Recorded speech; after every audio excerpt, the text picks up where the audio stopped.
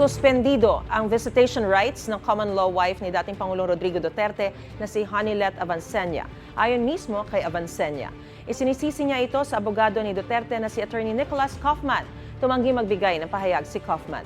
Ang International Criminal Court naman hindi raw nagbibigay ng komento kaugnay sa mga bisita ng detainees. May unang balita si Marisol Abduraman. Time na yun, 5 minutes bago matapos, sinabihan na lang. Sa isang panayam online, sinabi ng common law wife ni dating Pangulong Rodrigo Duterte na si Hanilet Avancenia na sinuspindi raw ang kanyang visitation rights kay Duterte sa detention facility ng International Criminal Court sa The Hague, Netherlands. Ito raw ang sinabi sa kanya ng isang lalaki sa loob ng detention facility ng ICC nung huling dumalaw siya. Nung time na yun, 5 minutes bago matapos, sinabihan na lang ako na isususpend daw ako. Ang sabi pa nga ni PRD doon sa lalaki na nagsabi na, sabi niya, you cannot do that.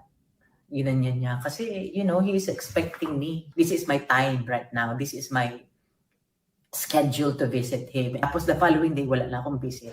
Sabi ni Avancenia, may kinalaman ang pagsuspindi sa kanya sa isang tawag niya sa telepono kay Duterte noong July 19. 5 minutes bago matapos ang visitation time namin.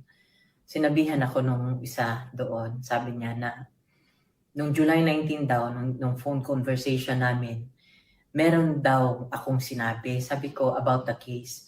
Sabi ko, I don't know anything about the case. Sa isang punto ng panayam, sinisiri ni Avancenia ang Chief Legal Counsel ni dating Pangulo na si Nicholas Kaufman na pinagdadamutan daw niya ng pagkakataon na makadalaw kay Duterte. Dinideprive mo ako na mabisita siya, at least may makausap siya na family.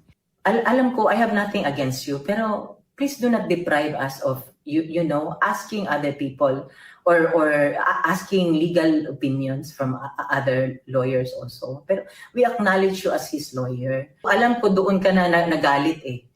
Galit ka na doon for me. I know you are protecting your practice. I don't know if you're trying to prove something. Pero kami, we are concerned about the life of this man. Mensahe pa ni Avancenia kay Kaufman. How can you defend the man if you do not know the man? Yeah. He's 80 years old, and then marami na siyang, alam mo na, marami na siyang hindi ma-remember, hindi ma-recall. Malalo na nung nagpresidente siya. Nang tanungin si Kaufman hinggil sa legal basis ng umano'y pagsuspindi sa visitation rights ni Avancenia, tumanggi siya magkomento kung totoo ang mga aligasyon ng partner ni Duterte para na rin daw sa judicial reasons at bilang pagrespeto sa privacy ng pamilya. Dagdag ni Kaufman, tila emotional si Avancenia, kaya kung ano-anong paratang ang sinasabi nito na pinalalaki pa raw ng ibang tao. Tungkol naman sa pagkwestiyon ni Avancenia, sa kakayahan ni Kaufman ay pagtanggol si Duterte, sinabi niyang ang anak nitong si Vice President Sara Duterte bilang isang abogado ay may kakayahang maghusga sa kalidad ng kanyang pagtatrabaho para sa dating Pangulo. Sinusubukan namin makuhanan ng komento ang bise. Ito ang unang balita. Marisol Abduraman para sa GMA Integrated News.